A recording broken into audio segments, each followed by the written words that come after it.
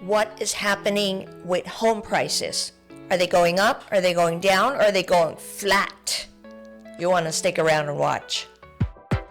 This is Kasama Lee, your community realtor.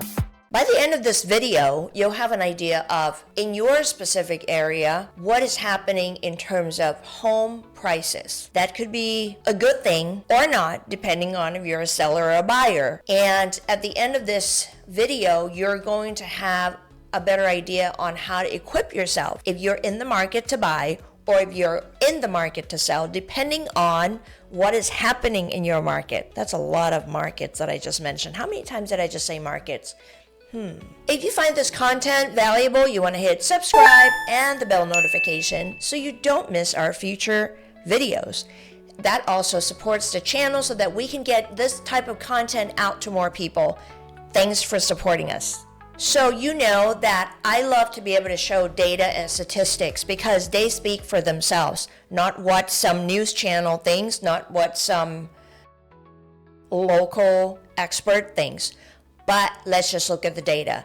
Based on the data provided by Resi Club and Zillow, as you can see the chart here on the screen, this is based on 50 largest metros, the metro areas throughout the United States.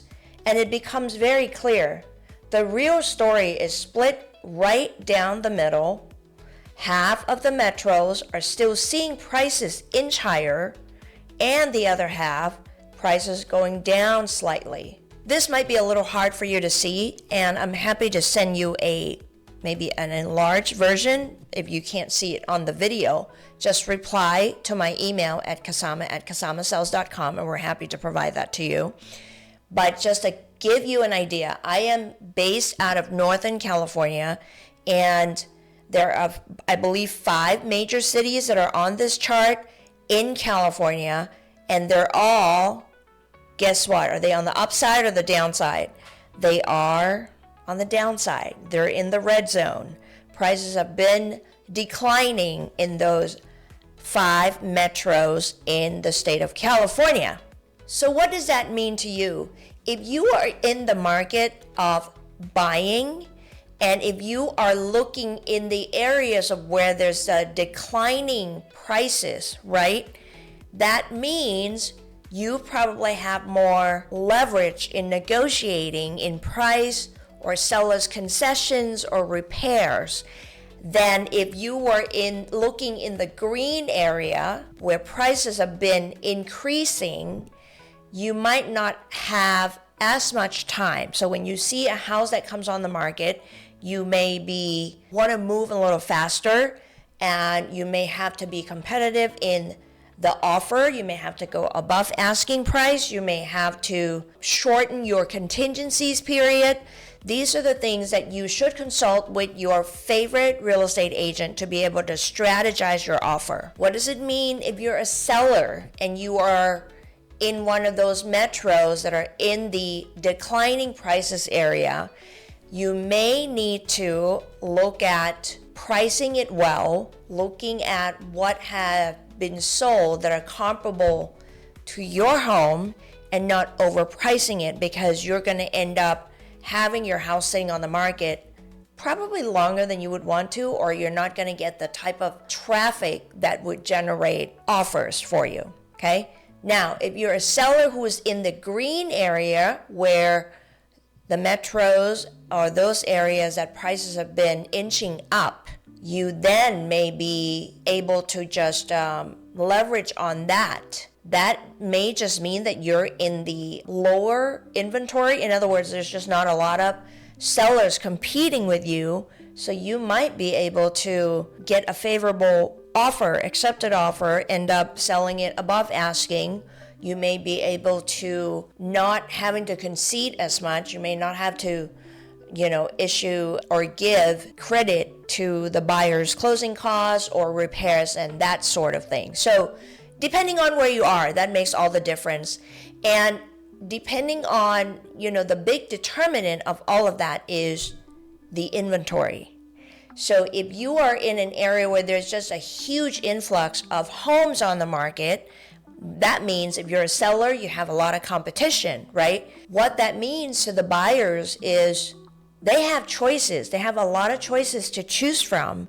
It may take longer for your home to actually have an accepted offer and going into escrow because buyers can be choosy. That is what's happening when you have a lot of inventory. Now, if you don't have a lot of inventories, in other words, you don't have competition, other sellers putting their houses on the market. Let's say you're that one home that is move-in ready, fresh paint, fresh flooring, brand new kitchen cabinets, remodel kitchen, yard is clean up.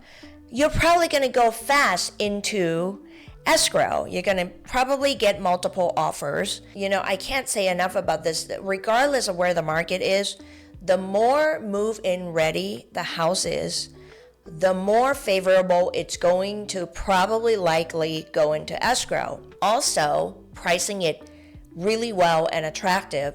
In other words, don't price it above where the market is. The more move-in ready your property is, and the more well-priced, meaning you're not pricing it above where the market is, the more likely you're going to get possibly multiple offers. Now, I want to share like a personal local area story with you. We specialize in Napa and Solano counties. Lately we have had listings representing sellers in Vallejo, in Vacaville, in Fairfield.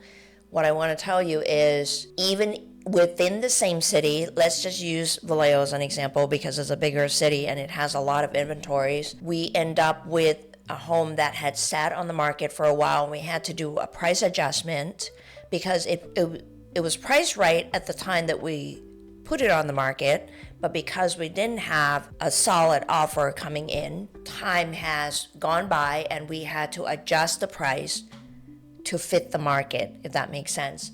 And then we have another listing in Vallejo as well, where a lot of work was done to the property. I mean, brand new kitchen, brand new flooring, brand new paint inside and out.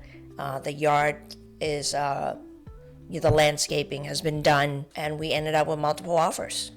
Not all offers were great, but we had multiple offers, and one was above asking price, really clean offer. So even in the same city, you could have two very different market condition and pricing condition happening, depending on many elements that has to do with it, depending on the age of the house, the location, the move-in ready condition. All of those things play into what would happen once the house goes on the market. So keep that in mind as well, okay? So in a nutshell, it all varies from one area to the next.